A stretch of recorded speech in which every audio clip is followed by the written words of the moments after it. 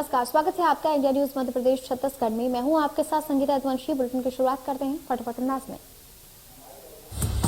सोमवार को मंत्रालय में सामान्य प्रशासन विभाग की बैठक। मुख्यमंत्री शिवराज सिंह चौहान ने एक बार फिर अधिकारियों को दिए निर्देश।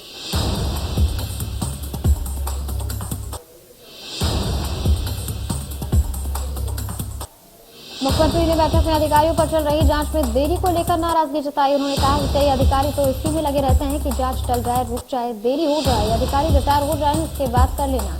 ये सब नहीं चलेगा। सभी जांच समय पर हो, उचित कार्रवाई हो।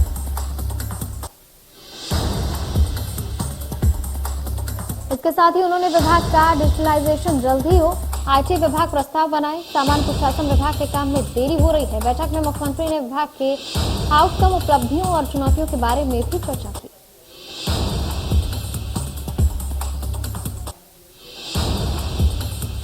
चिकित्सा शिक्षा मंत्री विश्वास सारंग ने कहा कि एक ही दिन में 10 लाख बच्चों को लगाई गई है वैक्सीन।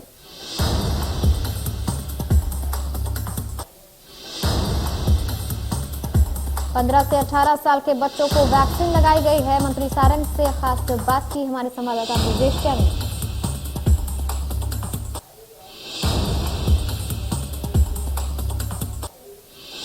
रायपुर से कांग्रेस की बैठक से जुड़ी बड़ी अपडेट। पुनर्गठन का काम पूरा नहीं होने पर पूनिया नाराज। बूथ कमेटी का होना था पुनर्गठन, सदस्यता अभियान में तेजी लाने के निर्देश।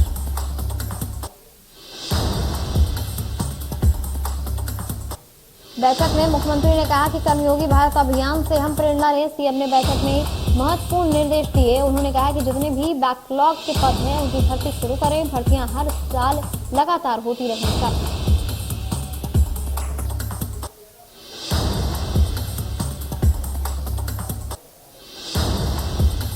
मुख्यमंत्री ने की आज सिलघट प्रवास के दौरान मुफ्त स्वास्थ्य केंद्र खोलने की घोषणा।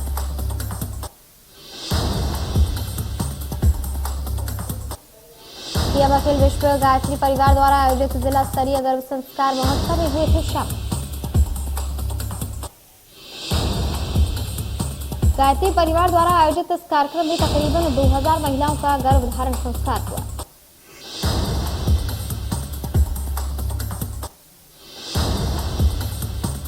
नए साल पर सीएम भूपेश बघेल ने प्रदेशवासियों को बड़ी सौगात दी। सीएम बघेल ने अपने निवास कार्यालय से डायरेक्ट भवन अनुज्ञा प्रणाली का शुभारंभ किया। अपने आशियाने के लिए प्रदेशवासियों को मात्र 1 सेकंड में भवन की अनुज्ञा मिली। डायरेक्ट भवन अनुज्ञा प्रणाली से 500 वर्ग मीटर तक के आवासीय भूखंडों हेतु लोगों को अब मुश्किलों का सामना नहीं करना पड़ेगा।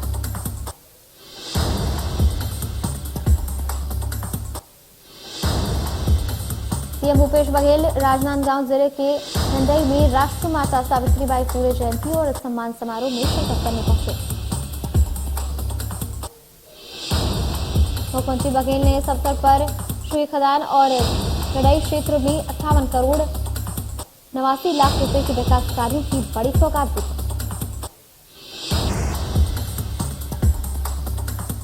मध्य प्रदेश में पंचायत चुनाव को लेकर सुप्रीम कोर्ट ने सुनवाई चालू। ओबीसी आरक्षण पर सुप्रीम कोर्ट में सुनवाई के सवाल पर बीजेपी प्रदेश अध्यक्ष वी डी शर्मा से सवाल किए गए तो उन्होंने कहा कि कांग्रेस प्रदेश में छल कपट की राजनीति करती है। मुख्यमंत्री जी ने चुनाव प्रक्रिया को ऑन प्रोसेस कर दिया था, लेकिन कांग्रेस ने छल कपट कर योजनाबद्ध तरीके से चुनाव को बाधित किया।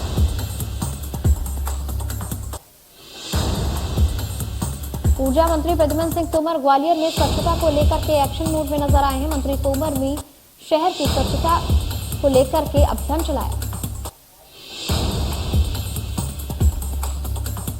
मंत्री ने स्वयं चैम्बर की सफाई की। ऊर्जा मंत्री ने घर घर जाकर कचरा निगम की कचरा गाड़ी में डालने की भी अपील की।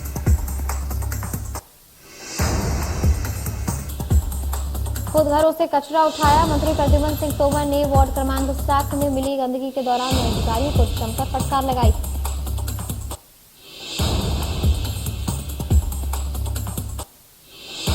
ऊर्जा मंत्री प्रद्युम्न सिंह तोमर ने ग्वालियर की सड़कों पर निकलकर युवाओं को वैक्सीनेशन के लिए जागरूक किया।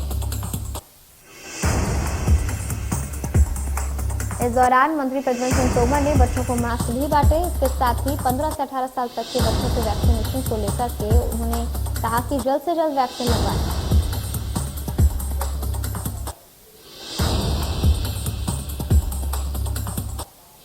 पंचायत चुनाव स्थगित होने के बाद ओबीसी की राजनीति गरमाने पर मध्य प्रदेश के कृषि मंत्री कमल पटेल का बयान आया सामने।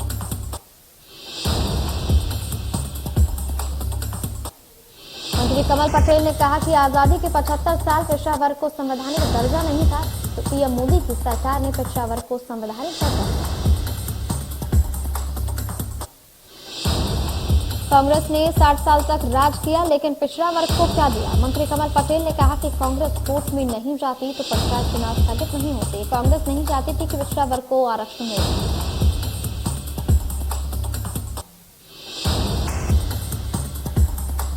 बालौदा बाजार में विद्युत कंपनी के ठेका मजदूरों की हड़ताल, 7 सूत्रीय मांगों को लेकर के धरने पर बैठे मजदूर।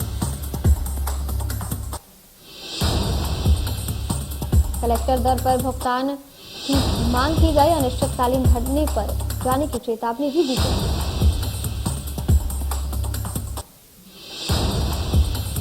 सुकमा द्वारा पर्यवेक्षक में अवैध धान तस्करी की रोकथाम के लिए अभियान चलाया जा रहा है। पुलिस ने डंप किया हुआ अवैध धान भी पकड़ लिया।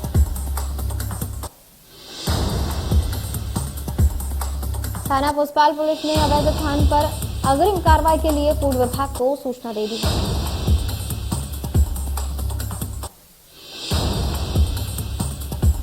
गरियाबंद में बड़ी कार्रवाई देखने को मिली है। स्पेशल टीम ने कार्रवाई करते हुए 34 कैरेट के 71 नग हीरे जब्त किए।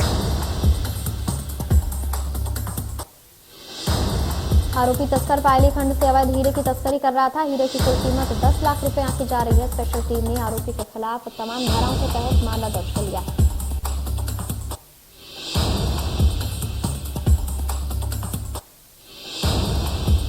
पंकाजोर क्षेत्र के निड्डे गांव से रात 8 बजे से 2 महीने के बच्चे को अपहरण करने का मामला सामने आया। विजय नाम के व्यक्ति जो महाराष्ट्र के कसनूर गांव का रहने वाला है, रात 8 बजे निड्डे गांव पहुंचा। गांव के लोगों ने आरोपी को घेर लिया और आरोपी से बच्चे को छुड़वाया। ग्रामीण द्वारा आरोपी को रात को बांधकर रखा गया और सुबह आरोपी को थाना लेकर पहुंचे। फिलहाल पुलिस द्वारा आरोपी से पूछताछ की जा रही है और मामले की जांच की जा रही है।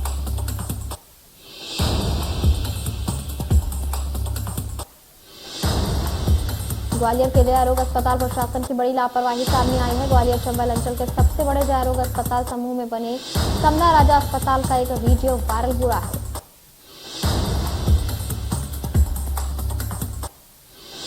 इस वीडियो में कड़ाके की ठंड में मरीज बाहर बैठे हैं, तो वहीं वार्ड में अंदर कुत्ता मरीजों के बेड पर आराम करता नजर आ रहा है।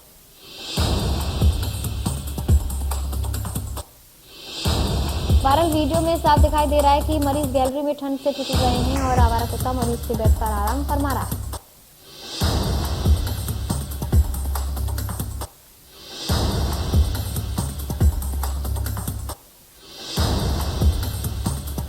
जहां पर 58 प्रधान आरक्षकों को उपनिरीक्षक के पद पर पदोन्नत किया गया है। ये पूरा मामला बालौदा बाजार का है।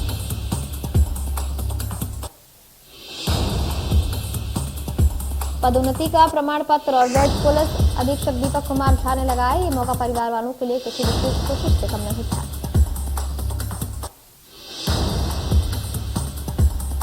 जांजगीर चांपा में शराब दुकान में डकैती का मामला सामने आया। नकाबपोश बदमाश ने वारदात को अंजाम दिया।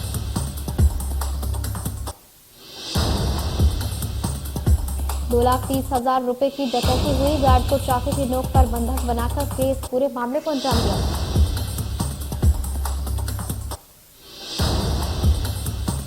मंदसौर में यात्रियों से भरी बस पलटने से अफरा-तफरी मच गई। नारायणगढ़ के गोपालपुर गांव में बस पलटने से अफरा-तफरी का माहौल हो गया। मौके पर मौजूद लोगों ने बस में से यात्रियों को बाहर निकाला। बताया जा रहा है कि सीतामऊ से बनासा जा रही थी ये बस। घायल यात्रियों में महिलाओं की संख्या ज्यादा बताई जा रही है। कई महिला यात्रियों को निजी वाहनों से अस्पताल ले जाया गया।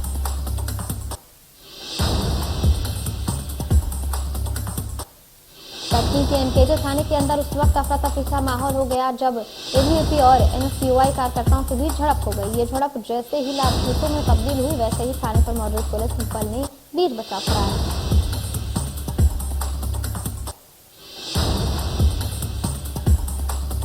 बालाघाट में ट्रैक्टर ट्रॉली को ट्रक ने टक्कर मार दी, जिससे ट्रैक्टर ट्रॉली पुलिया से नीचे गिर गई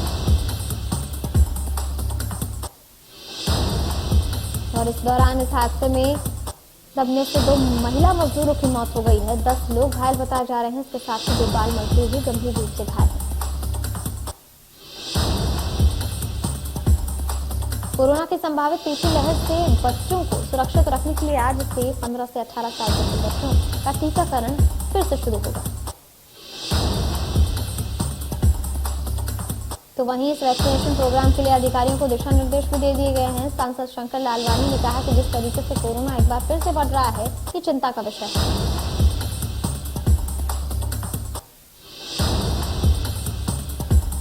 सरगुजा में भी आज से बच्चों का वैक्सीनेशन प्रोग्राम शुरू हो गया है। 15 से 18 साल तक के बच्चों को वैक्सीन लगाई जा रही है। जरूरत पड़ने पर वैक्सीनेशन सेंटर्स की संख्या को बढ़ाया जा सकता है। जिले में 52,000 बच्चों को वैक्सीनेशन का टारगेट रखा गया है।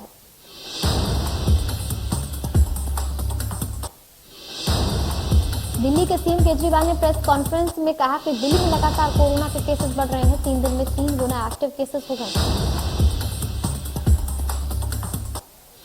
सीएम केजरीवाल ने कहा कि अब ज्यादातर लोगों को अस्पताल जाने की जरूरत नहीं है। दिल्ली में 36,000 ऑक्सीजन बेड।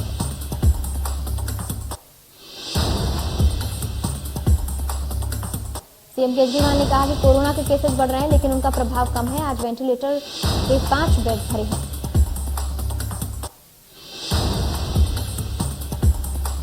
ग्वालियर में बढ़ते हुए कोरोना के मामले और कोरोना की तीसरी लहर से लड़ने की तैयारी को लेकर के कलेक्टर द्वारा आज आपात बैठक बुलाई गई। मोती महल स्थित कंट्रोल कमांड सेंटर पर आयोजित की गई इस आपात बैठक में निजी अस्पताल संचालक, इंसिडेंट कमांडर शामिल थे। सभी प्रमुख अधिकारी और डॉक्टर शामिल रहे। बैठक में आगामी 7 दिन के अंदर सभी आवश्यक तैयारियों को ग्राउंड पर लाने की चर्चा की गई।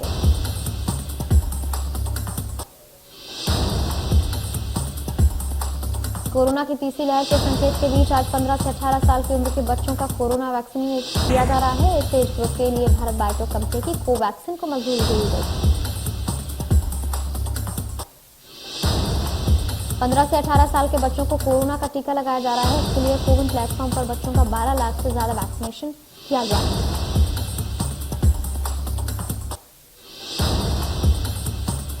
देश के हर राज्य में वैक्सीनेशन का ये नया मैराथन शुरू हो चुका है और राज्य में पूरे माहौल के साथ बड़े बड़े लक्ष्य रखे हैं।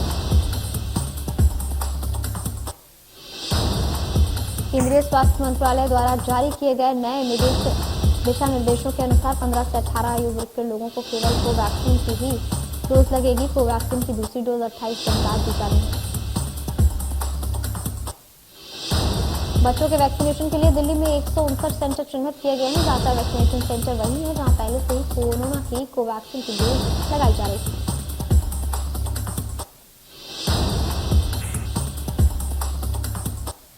देश में पिछले 24 घंटे में कोरोना के 32,750 नए मामलों की पुष्टि हुई है। एक दिन में 123 लोगों की कोरोना के चलते जान चली गई।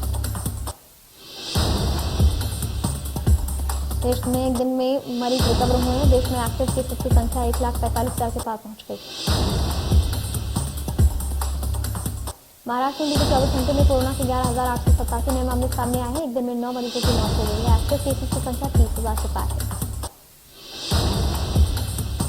गुजरात में कोरोना के 1,069 मामले सामने आए। पिछले 24 घंटे में 8 मरीज की जान चली गई है। एक्टिव केसेस की संख्या 8,000 के पार है। दिल्ली में पिछले 24 घंटे में कोरोना के 1,100 मामले सामने आए हैं। एक दिन में 1,156 लोग ठीक हो गए हैं। दिल्ली में एक्टिव केसेस की संख्या 8,397 है।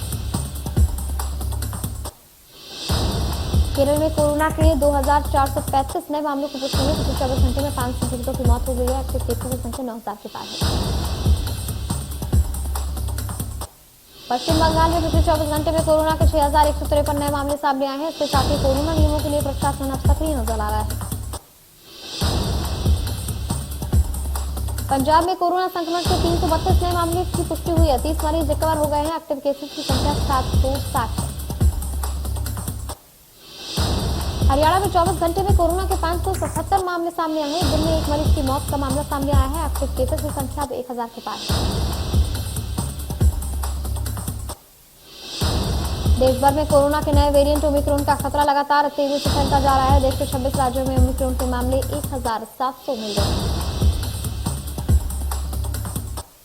महाराष्ट्र में ओमिक्रॉन के कुल 510 मामलों की पुष्टि हुई है। राज्य में 193 मरीज रिकवर हो चुके हैं। महाराष्ट्र में ओमिक्रॉन की कुल संख्या 510 है। दिल्ली में एक दिन में ओमिक्रॉन के 57 नए मामलों की पुष्टि हुई है। इसके साथ ही दिल्ली में ओमिक्रॉन के कुल 351 मामले सामने आए। राजस्थान में ओमिक्रॉन के 120 मामलों की पुष्टि हुई। 86 मरीज रिकवर हो गए। मध्य प्रदेश में ओमिक्रॉन के 9 मामले सामने आए हैं। लोगों से मास्क पहनने की लगातार अपील की जा रही है। कर्नाटक में ओमिक्रॉन के मामलों की संख्या 64 है। इस दौरान राज्य सरकार ने पाबंदियां भी लगानी शुरू कर दी। गुजरात में भी ओमिक्रॉन के मामले तेजी से फैल रहे हैं। ओमिक्रॉन के 136 मामलों की पुष्टि हुई है। तेलंगाना में अब तक ओमिक्रॉन के 67 मामले सामने आ चुके हैं, जिसके बाद से सरकार ने प्रदेश में पाबंदियां बढ़ाई। तमिलनाडु में ओमिक्रॉन के कुल 121 मामले हो गए हैं। इसके साथ ही राज्य में हाई अलर्ट जारी कर दिया गया है। राजस्थान में ओमिक्रॉन के 52 नए मामलों की पुष्टि हुई, जिसके बाद राज्य भर में 122 मामले हुए। हरियाणा में ओमिक्रॉन के कुल 63 मामले सामने आए हैं, तो वहीं प्रदेश में 40 लोग रिकवर हुए।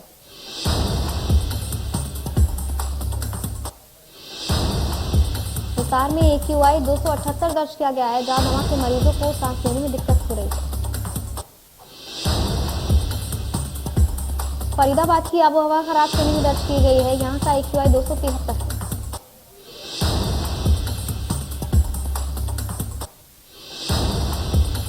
गुरुग्राम में AQI बेहद खराब स्तर पर बना हुआ है। यहाँ पर 276 दर्ज किया गया है AQI। भिवानी में AQI इंडेक्स 252 के पार दर्ज किया गया है।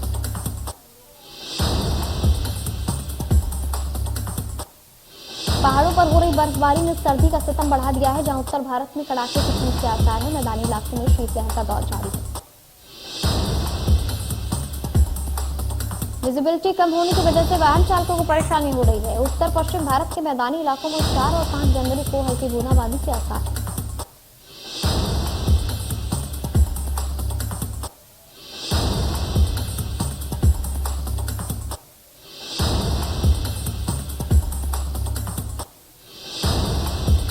दिल्ली में आज केजरीवाल सरकार की नई आबकारी नीति के खिलाफ बीजेपी चक्का जाम कर विरोध प्रदर्शन कर रही है। बीजेपी के जारी बयान के मुताबिक दिल्ली का हर व्यक्ति और औरत नई शराब नीति से परेशान दिख रहा है।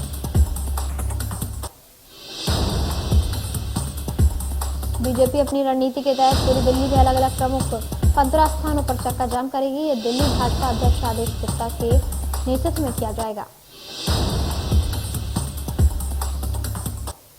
नेशनल हाईवे 24 पर बीजेपी के चक्का जाम के चलते लक्ष्मीनगर साउथ दिल्ली में भारी जाम देखने को मिला। बीजेपी का कहना है कि केजरीवाल सरकार ने 500 स्कूलों का वादा किया था, लेकिन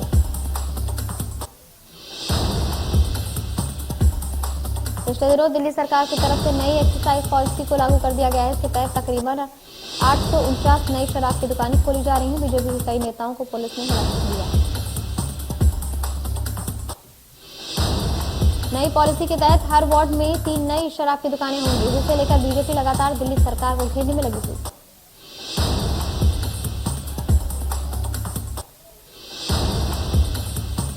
साल 2022 की शुरुआत हैरी पॉटर फैंस के लिए बड़े तोहफे के साथ हुई है। हैरी पॉटर फिल्म के 20 साल पूरे हो गए। इसी खुशी में हैरी पॉटर रीयूनियन होने जा रहा है।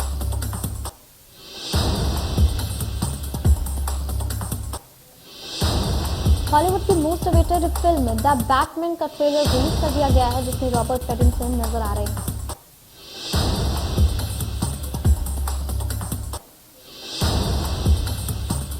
जॉन अब्राहम और उनकी पत्नी प्रिया रुंचाल ने भी कोरोना संक्रमित होने की जानकारी दी है। इसके साथ ही उन्होंने कहा है कि दोनों एहतियात के तौर पर तमाम नियम अपना रहे हैं।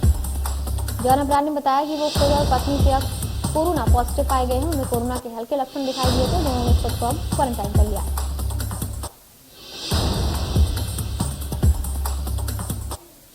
दक्षिण अफ्रीका में मिले कोविड-19 के नए वेरिएंट ओमिक्रॉन की वजह से केसेस काफी बढ़ने लगे हैं। 13 जनवरी से होने वाली रणजी ट्रॉफी पर भी कोरोना ने असर दिखाना शुरू कर दिया है। मुंबई के ऑलराउंडर शिवम दुबे और टीम के वीडियो स्पेशलिस्ट के कोविड-19 टेस्ट पॉजिटिव आए हैं, तो वहीं मुंबई में शिवम दुबे के स्थान पर साईराज पाटिल को 20 सदस्यीय रणजी टीम में शामिल